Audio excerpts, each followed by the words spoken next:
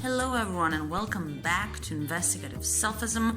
This is a special episode, and if you're watching it as a video, you know that yes, it is a video, and if you're listening to this episode as a podcast episode, thank you as well. Now you know that you can watch it. But it is a special episode for, I will say it, Valentine's Day, because I thought, you know what, a year ago I didn't have a podcast, so I couldn't, not that I couldn't, but I didn't have an occasion, let's say, to talk about it. But I thought, you know what, relationships in general, not just our romantic relationships, but they are so important, and they do fall under the umbrella of my whole second season, right, of my podcast, which is discomfort, that uncomfortable theme topic of my whole podcast, the second episode this year that I'm having. And I thought, yeah, relationships have the power of making our lives quite, sometimes even miserable, right? There's a lot of discomfort, there's a lot of hopefully growth that is by default a little bit uncomfortable sometimes. So it is such an important topic to talk about. And you know that saying that the quality of your life is the quality of your relationships. And I think that sounds true. You know, when you have something shitty happening in one of your relationships, or with the family member, or with your loved one, or some kind of love interest, right, romantic interest, you know how that can really ruin your days, right? You're like, hey, I shouldn't be allowing that one person to have so much power over me, right, to determine how I'll be feeling for the whole week, for the whole month, like to determine. And yet we give that power to someone else. Sometimes it's very difficult not to do, I admit myself. So it's so important. And when we think about relationships, and if we have the growth mindset, right, we think that there's so many areas in our lives that we can improve, so to speak, something we can work on, so many things to unlearn, to discover, to relearn sometimes as well. So obviously, yeah, relationships is a big area that goes under the umbrella of discomfort and growth. So I thought, okay, on this special day, what could I say? What can I talk about? Because there's so much to cover when you think about it, like an infinite amount of themes and, let's say, exercises we can do, different disciplines we can look at.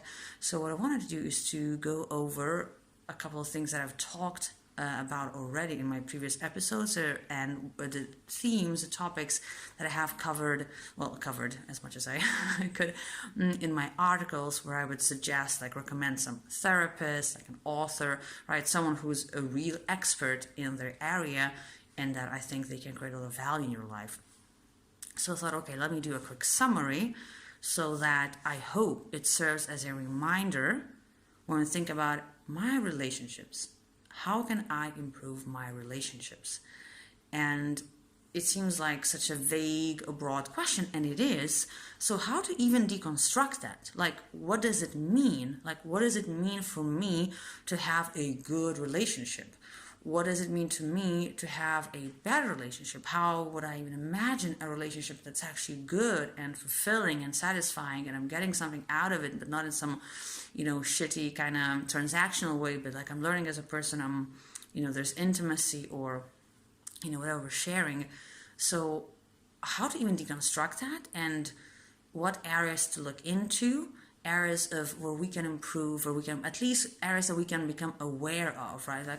This is an aspect in the relationship that I could be improving, or that I can at least analyze and see how I'm doing, and to see if the other person is maybe, also meeting my expectations in that area.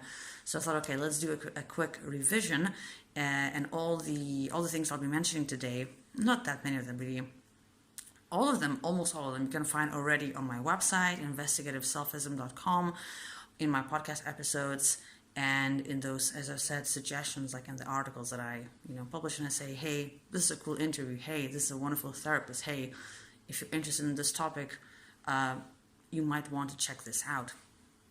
So I thought, okay, how to deconstruct that?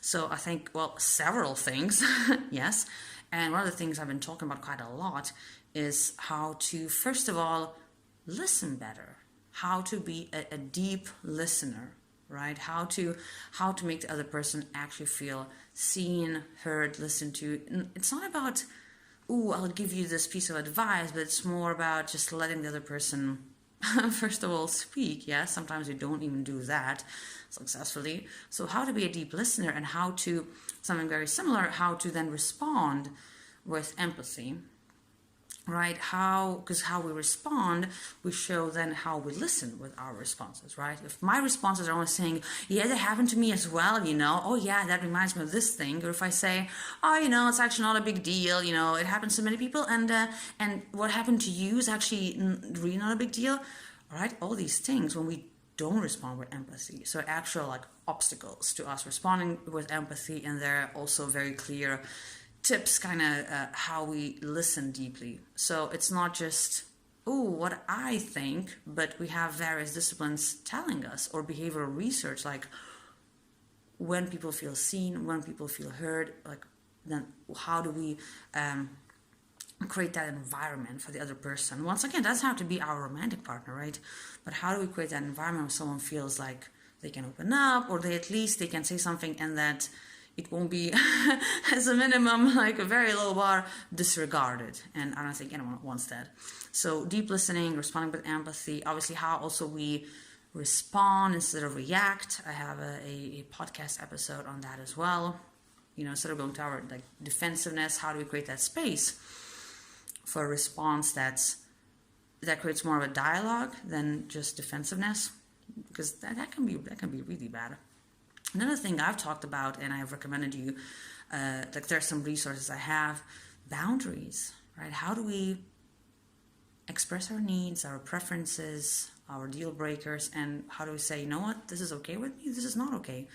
And we can do it without that defensiveness, or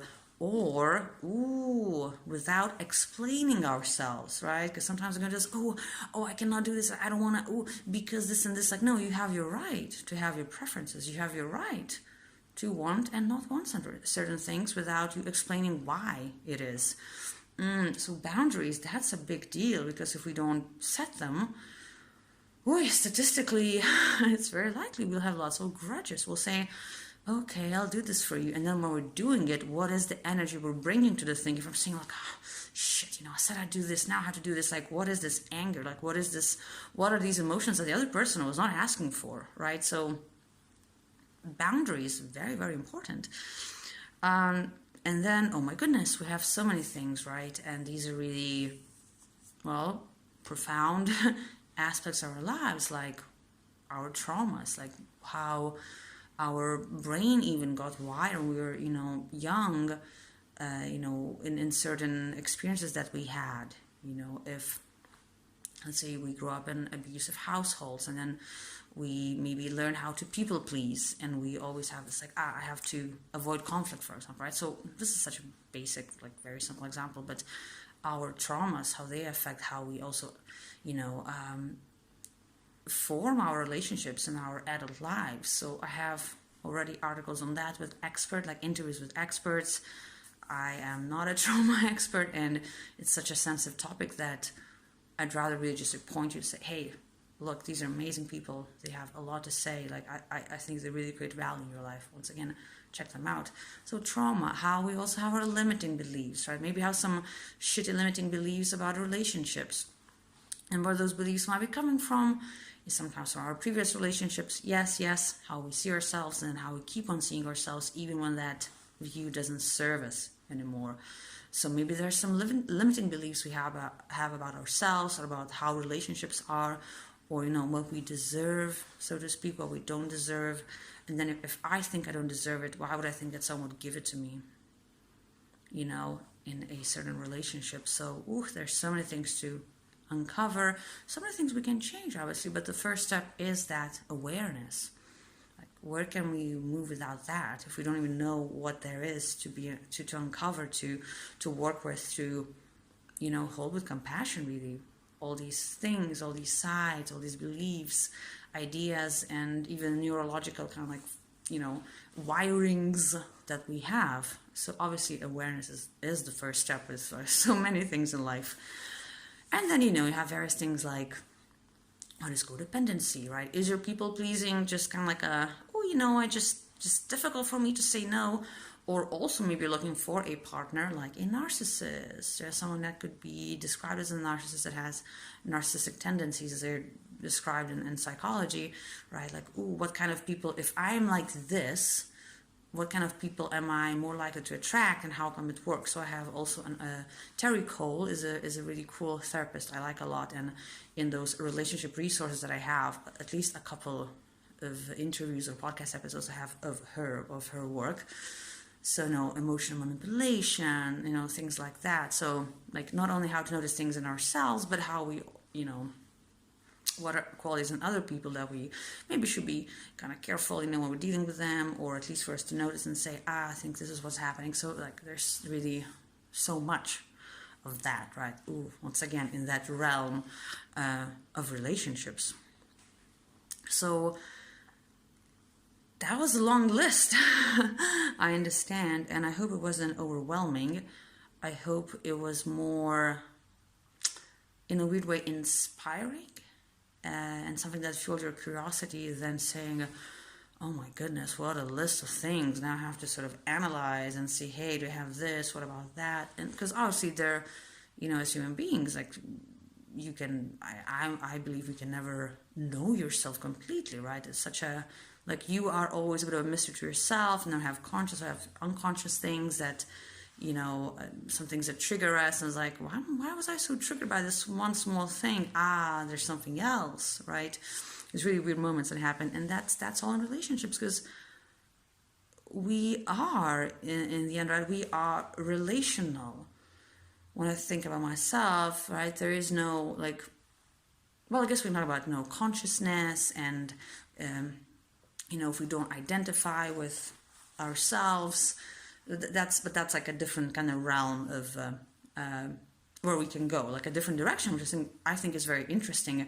But when you think that I am a relational, I am only as I am when I'm with someone, and I can be very different with different people as well, right? So I am, and I learn things about myself, and I see how I am when I am with others. When I'm alone, just me, obviously there are still many things that are happening. But we are relational, and we learn with other people. We see, oh, this is how I react to this situation. I can only see how I react truly when that thing happens. Not when imagine how, in such a cool way, I would react to it. Look at me and my imagination reacting to this thing so calmly. So we are relational, and to say, hey, relationships are important. They are such a base of our lives. Such a base. And once again, not only our romantic relationships. So I know I'm saying, hey, Valentine's Day, but this is every day. This is every day. And I hope, if you agree that yes, relationships, very important, I understand, that there's so much power that we have, we have that agency in our lives to change certain things about us. And, and then that is all you can control, how you are with others, right? Others, what they do, how they react to you, respond to you. Ooh, sadly, you cannot control that, but you can control how you are. And I think there's so many ways always how you can not just improve, but how to be in a way that also makes your relationships more meaningful, more open. You get that joy of being with people. And we know that, like, another epidemic that people in various countries have been living through is an epidemic of loneliness, right? That people don't have meaningful relationships in their lives, and that actually research shows that damages their health. It's like being lonely has like a similar health effect on your health as like smoking, I'm not gonna say a pack of cigarettes, but like it's like, I'll put it in the notes of this episode. I have to, like, I don't want to misinform you now, but like it's crazy, how loneliness can affect you. So if you have friends, if you don't have too many friends, but if you, do you feel like you have enough of, social interactions in your life? Do you want to make those relationships just better, more meaningful to you, right? All these things. There are many areas what you can do, where you can work on, or you can focus, be aware of, that have the power to, like, nothing is guaranteed, obviously, right? Sadly, but obviously, if you don't do anything, what is guaranteed is that nothing will change.